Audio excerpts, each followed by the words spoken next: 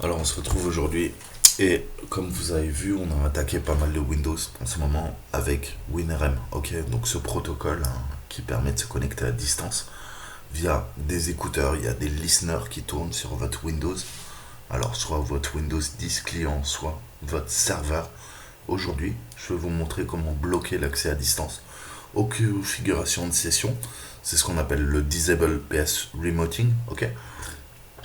Donc en gros, on va empêcher de pouvoir exécuter du PowerShell à distance sur notre ordinateur. Ok?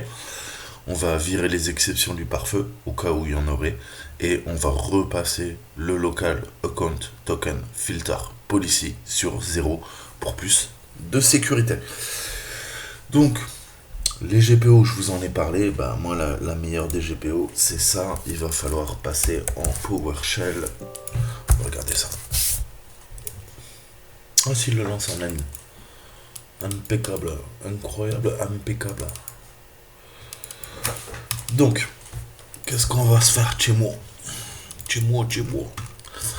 Alors, d'abord, faut qu'on s'affiche les droits actuels. Ok. Donc, vous vous rappelez, je vous avais fait un petit peu de cours PowerShell. PowerShell, c'est quoi? On passe des commandes. Les commandes, c'est quoi? On met des verbes, on met des noms et on passe des choses en paramètres ou en arguments. Ok? On a par exemple force pour forcer. Ok? Tirer force. On peut avoir également, comment dire, des commandes qui sont pipées, un peu comme en bash. Et vous avez des verbes. Ok? Enable, activer, disable, désactiver, get, récupère-moi la valeur, set, définit la valeur, un peu comme dans tous les langages de programmation. Donc notez bien que l'exécution de Disable PS Remoting, ça n'empêche pas les utilisateurs locaux de créer des sessions PowerShell sur l'ordinateur local ou les ordinateurs distants. Les messages d'avertissement que vous voyez après l'exécution de Disable PS Remoting indiquent que vous devez prendre quelques mesures pour désactiver la connexion à notre ami PowerShell. Ok? Donc, ces étapes ne font qu'ajouter une sécurité supplémentaire. On va toutes les voir ensemble. Chez moi, il est déjà désactivé. Alors, c'est normal que vous n'ayez pas le même retour sur votre écran. Ok? Déjà, qu'est-ce qu'on va faire? On va désactiver WinRM. Comment on peut faire ça? Eh ben, déjà, la première commande à faire, en fait, c'est un get. Ok? Donc, je récupère quoi? Je veux récupérer le PS PowerShell. Ok? Session. Ok? Configuration. Donc, la configuration de session PowerShell. Ok? Donc, attention, c'est du camel case. Ok? Ensuite, là, on va le formater. Format table. Ok? Donc, on veut les propriétés. Property. Et là, on lui passe quoi? On lui passe name en valeur. Enfin, en argument, pardon. Et les permissions. Ok? Rien de bien compliqué. Donc là, si chez vous, en théorie, il n'est pas démarré, qu'est-ce qu'il nous dit? Il nous dit que vous voulez démarrer WinRM, le service. Actuellement, il n'est pas démarré. Ça démarra. Non, surtout pas. Ok, vous faites non. Ok, c'est juste pour savoir. Donc non. Ok. Maintenant, on va s'assurer qu'il est bien désactivé. Ok. Donc là, on fait un disable et on veut le PS remoting et on fait un force. Ok, très important. Voilà. Donc moi, il est déjà désactivé, c'est pour ça que j'ai des messages d'erreur. Ne vous inquiétez pas. Ok. Le truc, qu'est-ce qu'on va faire? Il nous dit stopper et désactiver le service WinRM. Ok. Effacer tous les listeners, les écouteurs. Ok. Les écouteurs, c'est comme un Netcat listener. Hein. Ça permet d'ouvrir des backdoors sur n'importe quelle adresse IP. Désactiver le pare-feu. Ok. Et nous, on va se créer des règles custo même pour bloquer tout ça.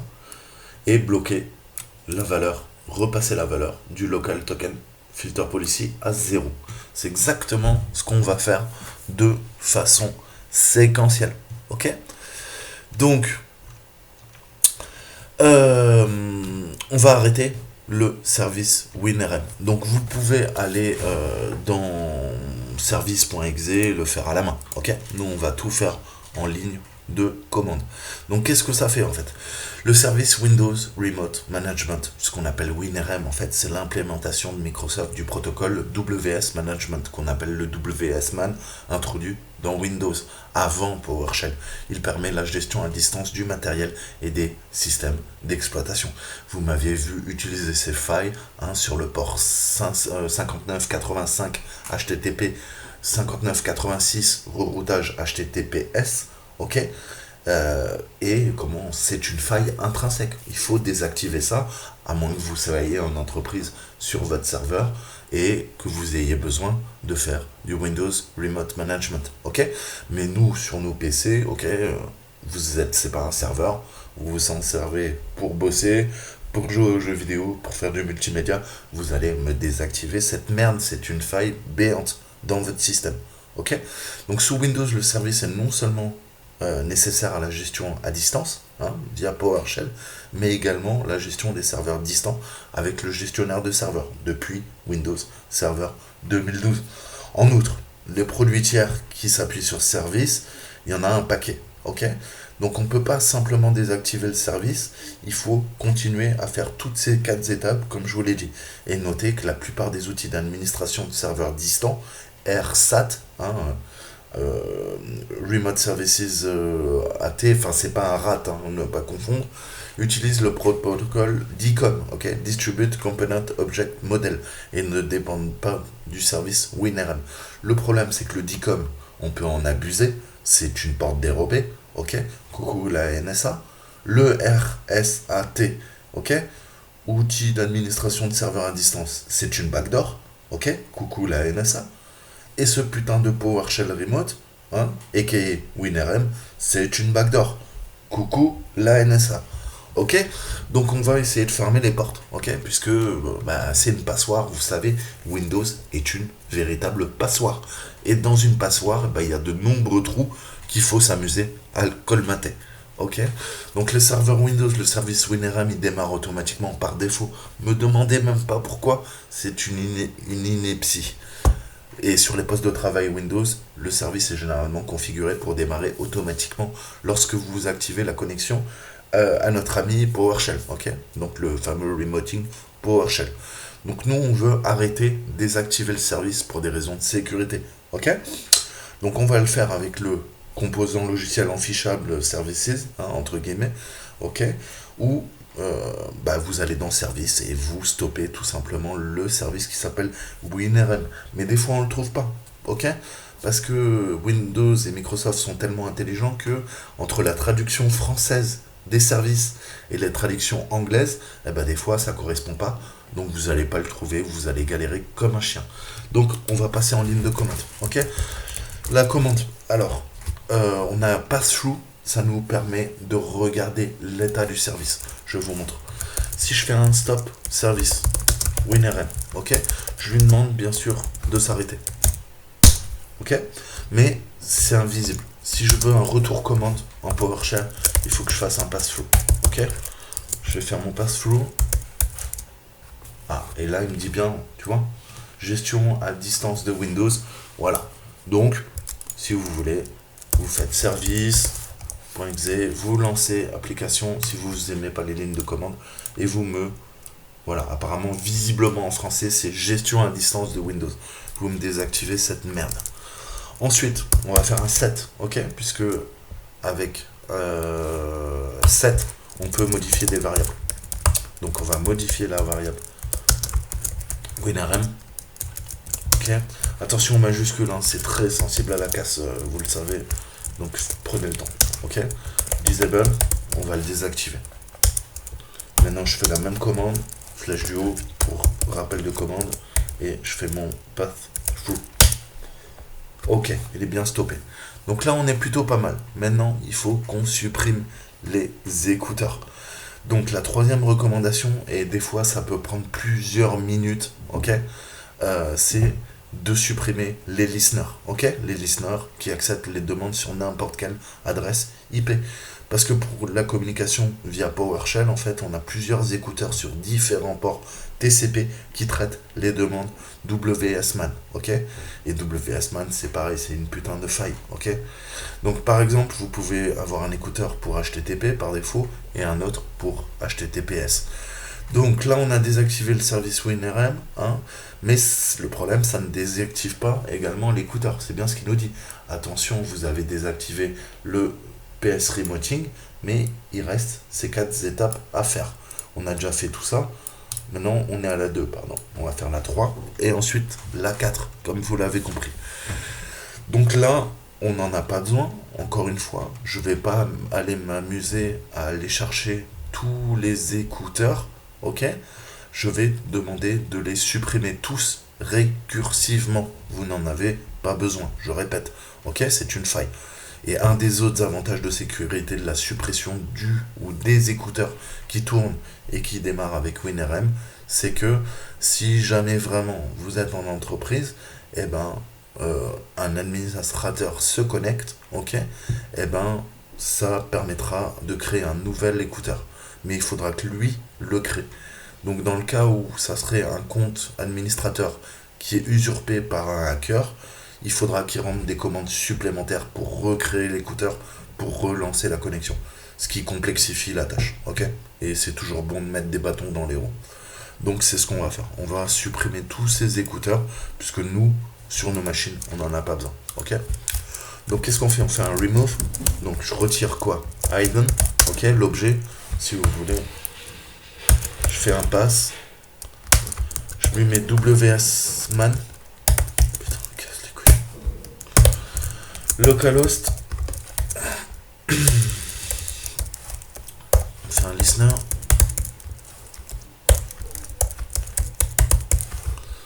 Wildcard, ok. On veut tous les listeners. Et on fait un recurse. Recurse comme récursif. Ok. Donc là, ça va prendre du temps. Vous laissez tourner la commande jusqu'à qu'elle soit terminée. Vous l'avez compris.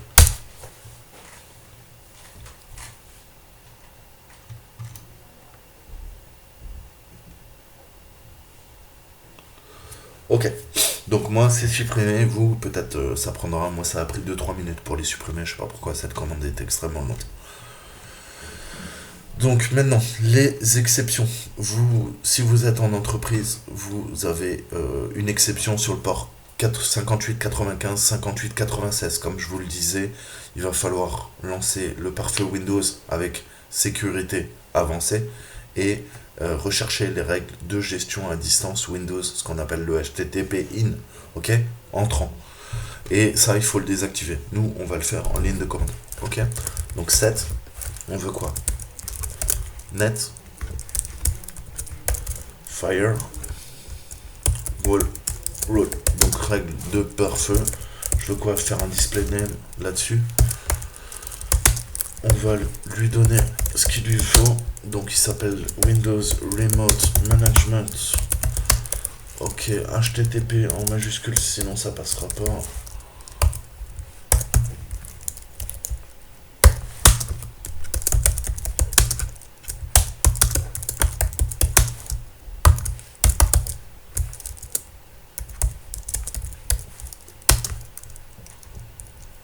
Ok.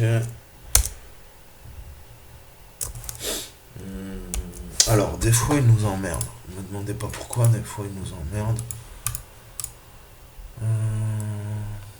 Si je prends cette commande, excusez-moi. Ça ne la prend pas. Alors, je vais dézoomer un peu. Ok, donc on fait un pass-through enable false. Bon, moi j'ai un pare-feu avec mon antivirus, je m'en fous en fait. Mais voilà, chez vous ça peut marcher, mais je pense en fait que ça marche que sur les Windows Server. Ok. Donc à la limite ça on s'en fout. Ce qu'il faut aller faire par contre. Ok. Tâche subsidiaire. Vous allez dans votre antivirus. Je sais pas quel antivirus vous avez. Ok. Moi je vous montre la méthode paranoïaque. Ok. Donc, vous allez dans votre pare-feu, ça commence bien.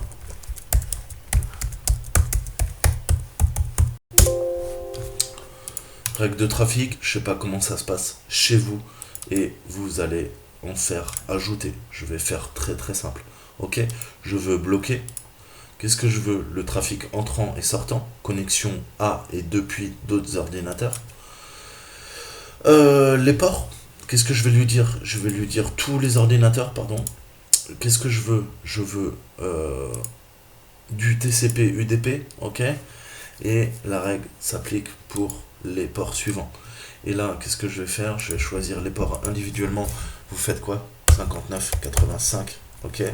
Et 59,86, ok? Vous les ajoutez et vous créez une petite règle. Je ne sais pas comment ça se passe pour votre euh, antivirus et pare-feu, ok?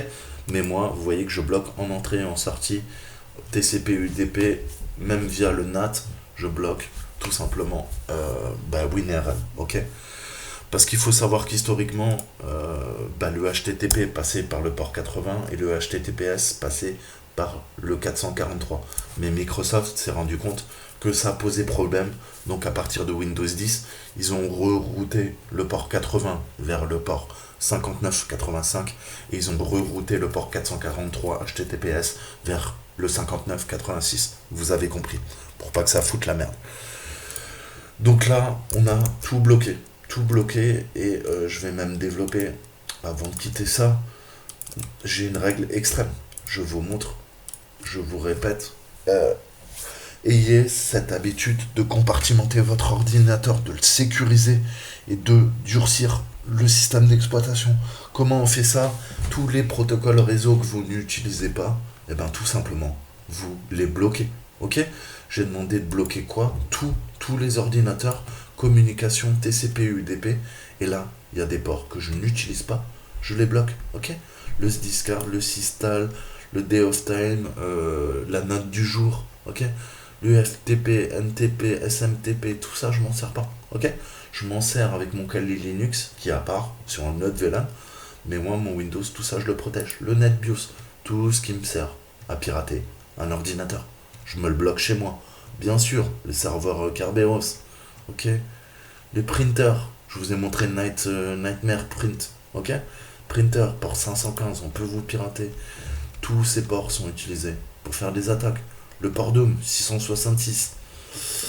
Bref. Le man, pareil, de la merde. Donc tout ça, vous le bloquez. Ok? Vous bloquez tous les ports, vous allez sur Internet ou bloquez-moi ces ports au moins. Mettez la vidéo au ralenti. Là, vous avez à chaque fois le numéro de port. Bloquez-moi tous ces ports de merde. Ok. Voilà. Donc là, on commence à être pas mal. Il nous reste un dernier truc. C'est, vous savez qu'on a une clé de registre en fait. Hein. On peut tout à fait,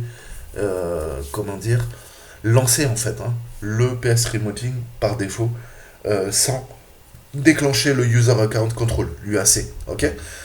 Et ça ne s'afficherait pas dans la console à distance administrateur. Donc nous, on veut empêcher le PowerShell, les sessions PowerShell entièrement, ok, et on veut que ça apparaisse dans les journaux, ok, d'événements au cas où on le réactiverait. Donc on va faire la Local Account Token Filter Policies, ok, et on va se faire ça. Donc on va faire ça en ligne de commande et on va vérifier après via l'interface graphique. Donc là, je veux quoi? Je fais un site item property. Ok. Je sais pas où j'ai fait une faute, mais j'ai fait une faute. Donc voilà, reprenez bien la syntaxe. Je vous zoome un peu. On va vérifier quand même. Ne vous inquiétez pas. On va se faire un reg edit. On vérifie que la clé de registre a bien été créée. Donc vous allez aller dans ordinateur, HKey local, local machine, software, Microsoft, Windows current version, policies, system. Et là, on voit qu'il y a deux petits messages quand on arrive sur mon serveur. Ça c'est de l'humour, plus sérieusement, c'est ça qui nous intéresse. Si elle n'est pas présente, qu'est-ce que vous faites? Vous faites nouveau, vous faites quoi? Vous faites une clé. Ok, oui, mais pas ici. Enfin, je vais vous montrer. Allez, nouvelle clé. Non, pas nouvelle clé, pardon. C'est vous qui faites des conneries. Nouvelle D-word, je pense que c'est une D-word. Ouais. Nouvelle D-word, vous l'appelez comment? Eh ben, comme on a vu, local. Ok. account, token, filter, mais il faudra la mettre dans le système, hein, pas là-dedans, hein. Vous avez bien compris, là je suis en train de vous montrer comment la créer. Policy, ok.